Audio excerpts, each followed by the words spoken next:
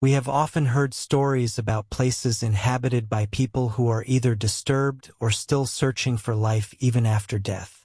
Today, we will explore such a place located in a village called Tocho in Japan. This is an ancient, abandoned temple where no one lived.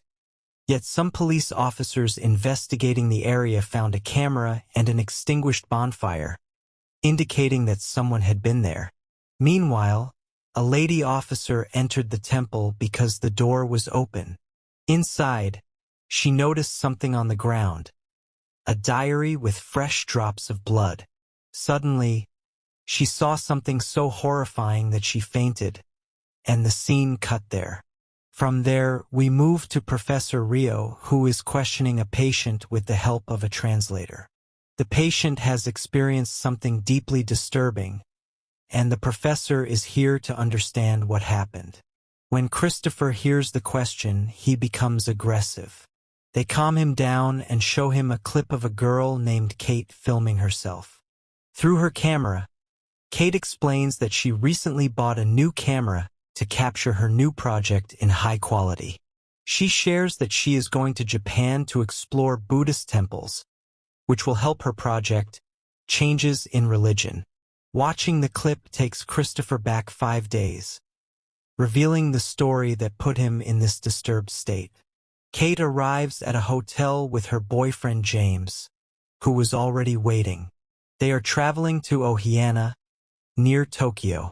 Christopher, who speaks Japanese, acts as her translator to assist them. While exploring the narrow streets of the city, Kate finds a book in a shop that fascinates her. It mentions a temple with a strange statue pointing somewhere, though she cannot understand its significance. When they attempt to buy it, the shop owner refuses, warning that it's better to stay away from such things. However, Christopher secretly takes the book after the shop closes and begins reading it. A man nearby warns him never to go to the temple mentioned in the book, as it could ruin his life. Christopher is skeptical. The book's vendor explains that the temple is in his village and even offers to guide them there. Excited, Christopher heads back to the hotel but is stopped by an old blind woman on a deserted road, who warns him not to enter the temple. This terrifies him because he hadn't told anyone about the book.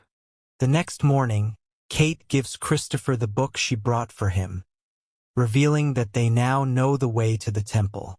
Excited, they pack and head to the village, where the locals look fearful at their arrival, wondering why they came. When they reach the hotel, the owner asks why they visited the village. James explains that they want to research a temple mentioned in the book. The owner shudders, recalling that 10 years ago, a 10-year-old boy was invited to the temple. Upon entering, he saw strange things and kept talking about people from another world. A month later, he returned with his eyes missing.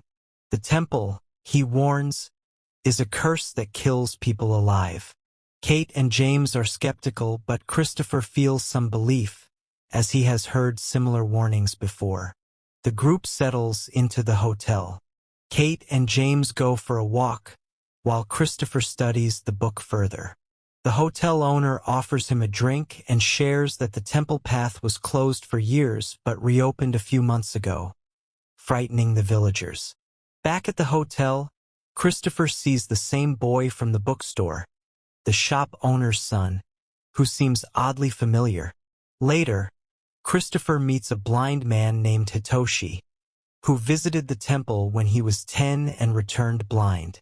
Hitoshi reveals that he wasn't alone. His friends and some children went in with him, but all disappeared except him. He recounts finding a monk near the temple who denied seeing the children, but the villagers suspected him. They killed the monk, and every year, they perform rituals hoping the lost children return. Christopher starts believing Hitoshi's story, but tells himself it's all fiction. That night, he can't sleep and checks his camera's night vision, seeing a shadow outside his room. When he steps out, nothing is there. The next morning, The group heads to the temple to explore.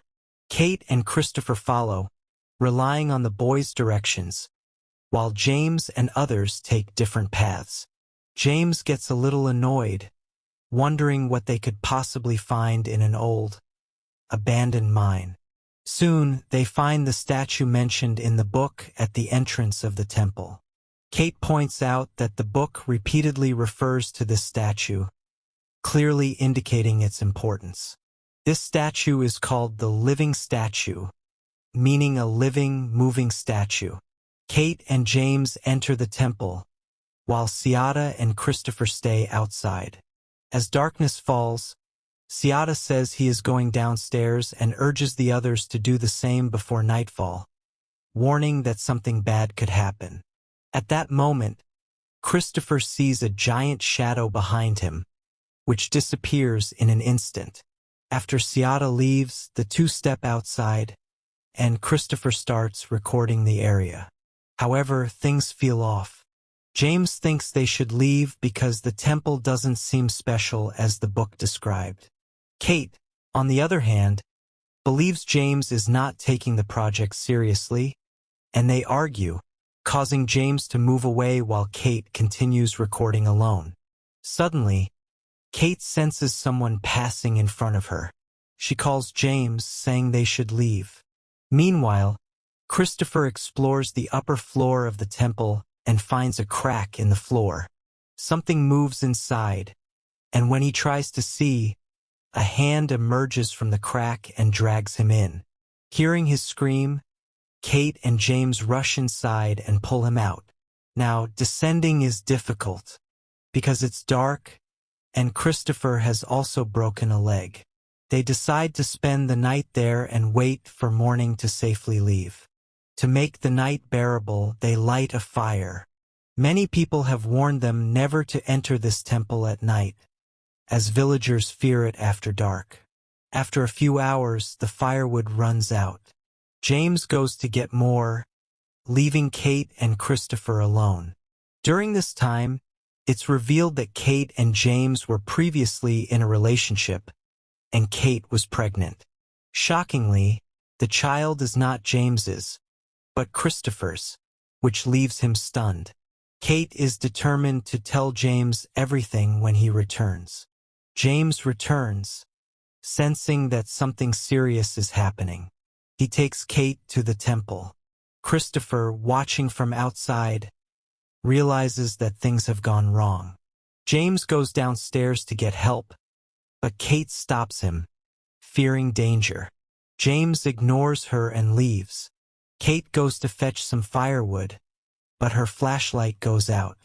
She sees the shadows of many children staring at her, though she cannot make out their questions. Frightened, she returns inside and tells Christopher to come in. They both sleep, but James faces a terrifying encounter. Every time he goes downstairs, he ends up near the living statue, which disturbs him so much that he even considers ending his life. On one attempt, it is revealed that the statue is not a statue at all but a demon attacking him. The sleeping duo hears the sounds. Kate realizes James is in trouble and rushes to help, followed by Christopher. However, they see a doppelganger of Christopher approaching, but with 4 arms and legs. Terrified, he locks himself inside the temple.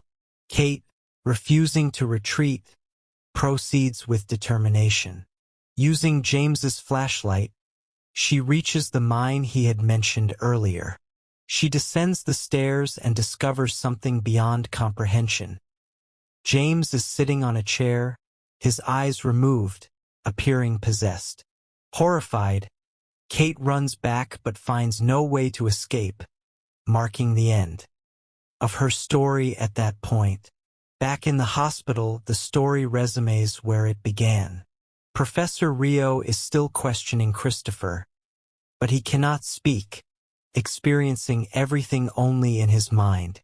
After observing, Rio concludes that Christopher himself killed his friends, as the evidence points to him. Christopher only asks about Seada, The professor replies that no Seata exists, nor does any child by that name exist in the village. Every scene is replayed, revealing that Christopher was the only one seeing Seata. The truth emerges. The murderer of James was none other than Christopher himself, as recorded on his camera. He repeatedly insists he does not remember what happened. Frustrated, the professor calls his department, stating that Christopher refuses to speak the truth. Outside, Seata, blind, is seen sitting. Inside, Christopher attacks a translator, clearly possessed. The entity is Seata, who died 15 years ago along with his friends. It's also possible that the vengeful monk from the temple orchestrated everything. This monk's spirit still roams the temple, killing anyone who enters.